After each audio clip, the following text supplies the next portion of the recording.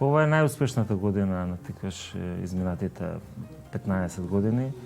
Остваривме подобрување во сите клучни перформанс индикатори, порасна вкупната добивка, нето добивката, профитот. Инвестициите перманентно растат од година во година, инвестираме во луѓе, во лозови насади. Каде се ширите? Се ширите само на Балканот или освојувате и други пазари? Доминантен дел од растот доаѓа од регионот бивша Југославија и југоисточна Европа, меѓутоа Што значи тоа? Србија, Хрватска, главно? Србија, Хрватска, Босна, Приморијето, предпоставам, Јадранско? Јадранското приморје секако. Иако оваа година имавме технички бариери во Хрватска за продажба, па изгубивме сезоната, меѓутоа следната сезона е чиста. Се пробивате ли во Албанија и на тоа приморје? Да, да. Како стоите во Грција, баш ме интересира? Па во моментов никако, меѓутоа Тиквеш има традиционални врски со Грција во почетокот на 19 век. Тиквеш имал релации, бизнес релации со производители на вињак во Грција и тоа е пазар кој едноставно треба да се адресира и мислам дека има огромна можност за нас. Ќе продолжите да се развивате во повисокиот сегмент на вина, тоа значи поскапи вина, бидејќи веќе стигнувате барем на македонскиот пазар една квалитетно вино на, предпоставам дека ви се тоа од винаријата Лепово, потоа овие, како да кажем, бели води и така натаму, веќе сте по 30 евра, ако не се лажем, па и нагоре. Па да, тој процес на премиумизација во Тиквеш е континуиран. Тој влијае на просечната цена и на додадената вредност која се креира во винаријата и просечната цена расте од година во година. Тоа придонесува кон растот на просечната цена и на Македонија во целина, бидејќи Тиквеш е најголемиот извозник на флаширан производ и се радуваме поради тоа. Знам дека собственикот на винаријата или групацијата која стои зад винаријата купи еден шато, еден замок во Франција. Тој станува дел од системот цел во Бордоја, ако не се лажам, или? Тој се наоѓа во Јужна Рона. Добро. Блиску до градот Авињон, непосредно до микрорегионот Шатонев до Пап, кој е еден од најреномираните вински микрорегиони во светот. Sur la Pont d'Avignon. Да, баш така, многу блиску до Авињон. Вајнмейкер или енолог е Филип Камби од Шатонев до Пап, нашиот главен енолог заедно со Марко Стојаковиќ изминатата деценија. Таму добивте и гроздови насади или е само винаријата, самата винарија? 50 хектари лозови насади со автохтони сорти грозија. Се работи за 9 производи групирани во 3 сегменти кои заедно потпаѓаат под брендот Тиквеш Шато енд Домеинс, ексклузивната линија на Тиквеш. Практично во 2019 година направивме подвојување на брендот Тиквеш Вајнери и Тиквеш ексклузивни вина и француските вина влегуваат под оваа платформа. Морам да ве прашам, јас не сум експерт за вина и вински пазари и така натаму, но таа аквизиција и тоа влегување на францускиот пазар, имате сериозна намера да се пробивате на тој супер квалитетен, супер конкурентен пазар или сепак тоа стратегија околу брендот повеќе отколку околу освојување пазари? Јас би кажал дека е тоа повеќе стратегија на амплифицирање на вредноста на брендот Тиквеш. Ние преку француската винарија добиваме пристап до базата на знаење енолошка и базата на знаење во делот на лозарство, која е практично најдобра, најширока во однос на сите други бази на знаење во светот и токму поради тоа ја избравме Франција како прв фронт за ширење.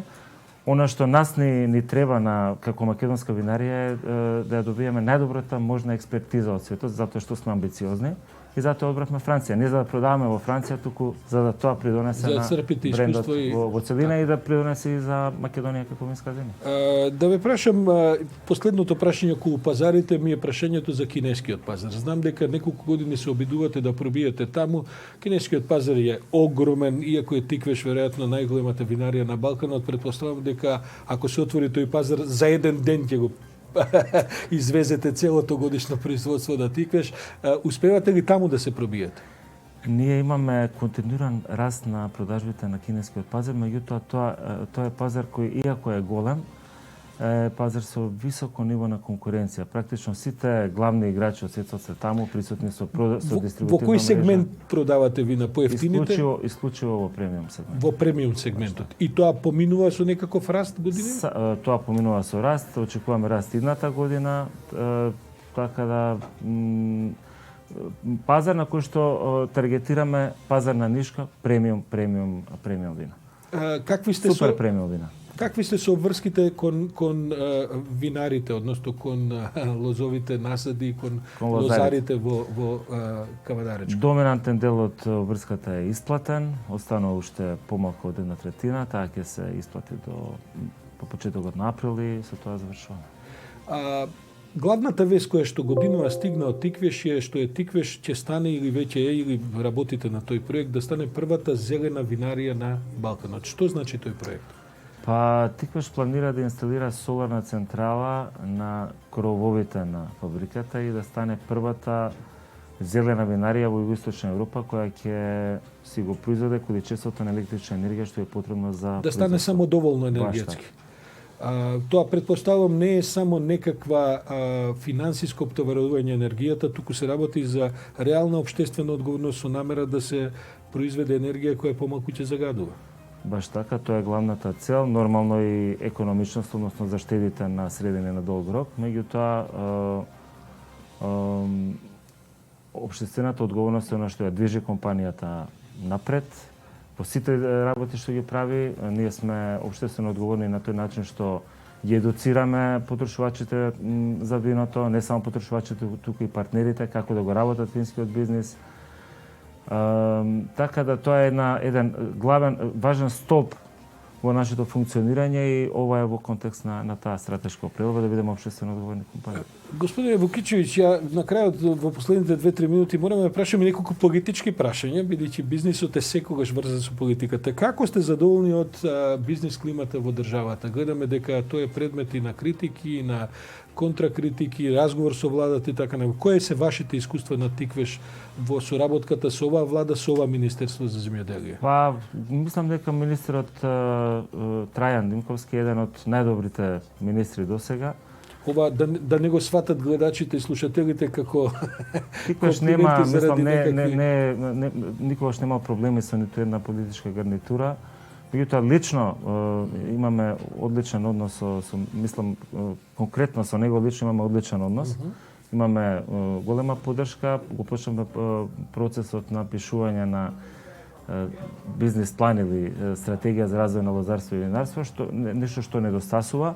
Тоа не е тоа е одговорност на државата, не е сега конкретно, не обвинувам никоја влада за тоа, меѓутоа тоа недостасуваше и се радувам дека ќе го направиме во предстојниот период еден пишан документ кој ќе биде водич за наредните развојни проекти на лозарството и винарството. Не се буните заради подигање на минималните плати? Не. Вам тоа не ви пречи? Не ни пречи затоа што со тој, како што кажав, процес на премиумизација на портфолио генерираме профит кој треба едноставно да го реинвестираме. Мислиме дека луѓето се најважната карика во процесот на развој на една. Давате К15 годинава? Па даваме некои бонуси, сега не се К15. А ќе има и К15, бидејќи и по законот. Се разбира. Сте во оние компании кои што се блиску до просечните плати или просекот во компанијата вие на просекот во државата? Посебно кај високо едуцираните кадри. Сме далеку на просек. Господине Вукичевиќ, еве нам времето полека ни истекува и јас ви благодарам за ова кратко но исцрпно образложување на тоа што прави винаријата Тиквеш.